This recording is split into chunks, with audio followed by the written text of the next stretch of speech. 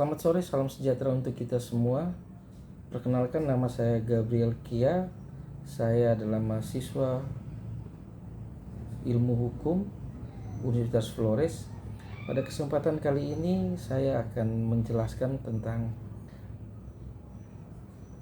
pemaparan gagasan filsafat dengan dosen pengampu Agustinus F. Pascalino Dadi, SHM Hum. Pada kesempatan kali ini saya mendapatkan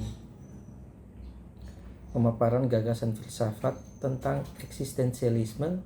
Dalam hal ini saya merujuk pada profil filsuf Jean-Paul Sartre.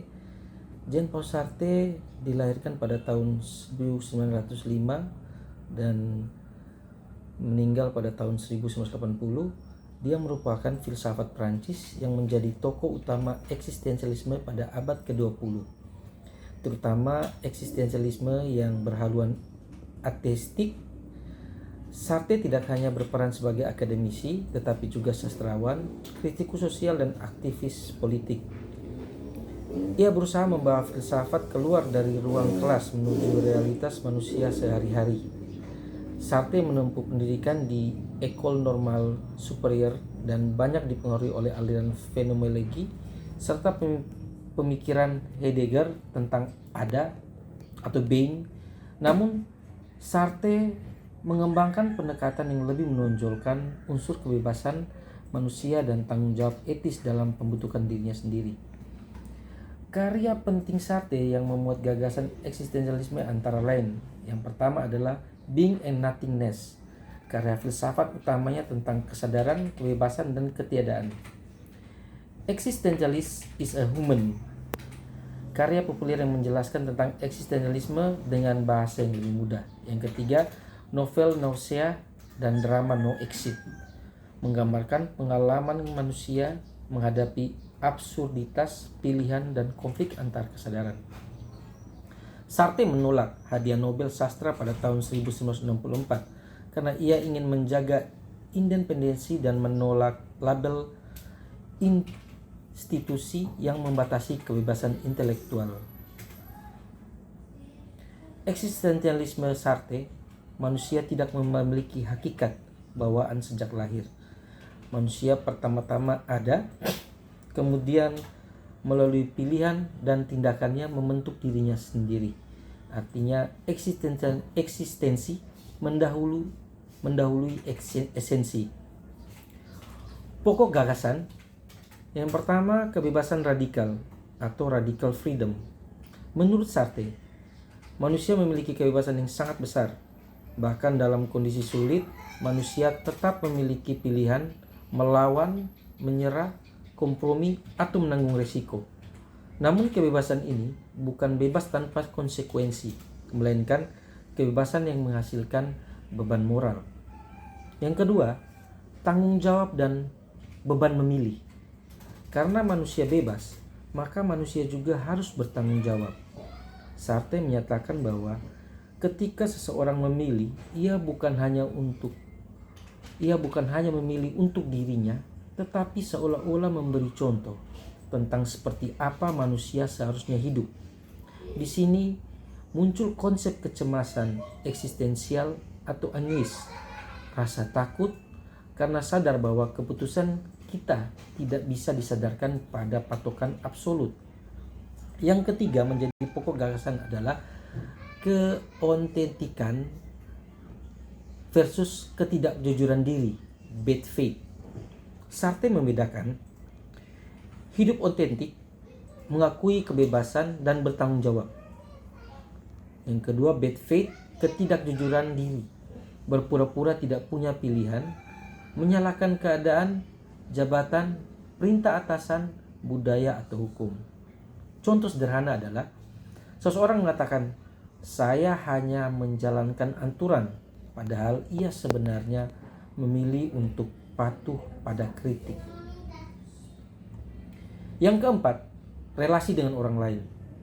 Eksistensi manusia tidak berdiri sendiri. Sartre membahas konflik antar kesadaran, misalnya dalam konsep the gaze atau tatapan, bahwa manusia sering merasa diobjektifikasi oleh penilaian orang lain. Ini relevan untuk memahami stigma sosial, kekuasaan, dan identitas dalam kehidupan publik. Sehingga menjadi masalah adalah penilaian orang lain menjadi suatu masalah pada diri seseorang. Yang berikut, relevansi gagasan. Manusia sebagai subjek hukum yang bebas. Dalam hal ini, relevansi dengan antara gagasan filsafat eksistensialisme dengan yang berrelevansi dengan hukum. Hukum menganggap manusia sebagai subjek yang mampu bertindak secara sadar. Eksistensialisme mendukung pemahaman bahwa subjek hukum adalah individu yang pertama dapat memilih, yang kedua dapat memahami konsekuensi, yang ketiga dapat diminta pertanggungjawaban. Ini menjadi fondasi rasionalitas dalam hukum modern. Pertanggungjawaban pidana dan unsur kesalahan. Dalam hukum pidana, pertanggungjawaban sering mensyaratkan adanya kesengajaan atau kelalaian, kemampuan bertanggung jawab, kesadaran akan akibat perbuatan. Eksistensialisme menekankan bahwa manusia tidak bisa cuci tangan dari pilihannya. Konsep bad faith relevan untuk mengkritik pembelaan yang hanya berlindung pada struktur. Saya hanya bawahan, saya hanya ikut perintah. Kebebasan dan hak asasi manusia. Hak asasi manusia berpusat pada martabat individu dan kebebasan. Eksistensialisme mendukung gagasan bahwa manusia bukan alat negara atau alat sistem, melainkan pribadi yang bernilai.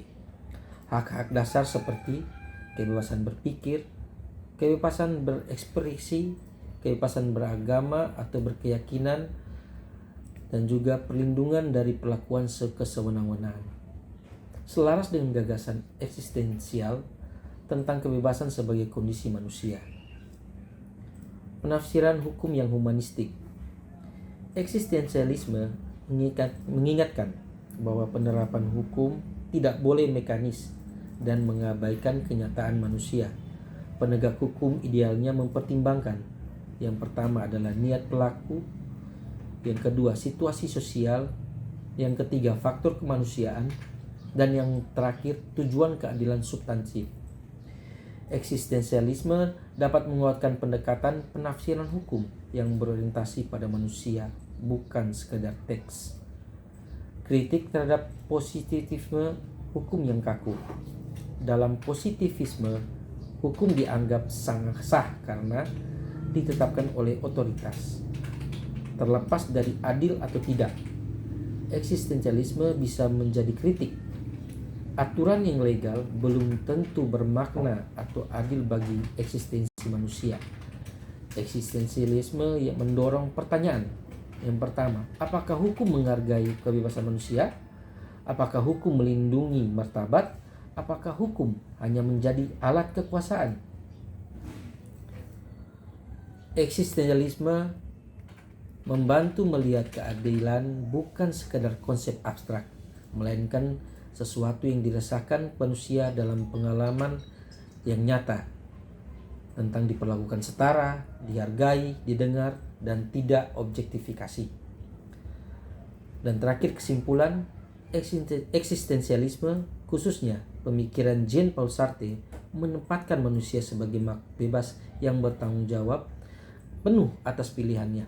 Dalam konteks hukum, aliran ini memperkuat pandangan bahwa hukum harus menghormati kebebasan martabat dan tanggung jawab manusia. Demikian pemaparan gagasan filsafat eksistensialisme, khususnya pemikiran Jean-Paul Sartre. Sekian dan terima kasih.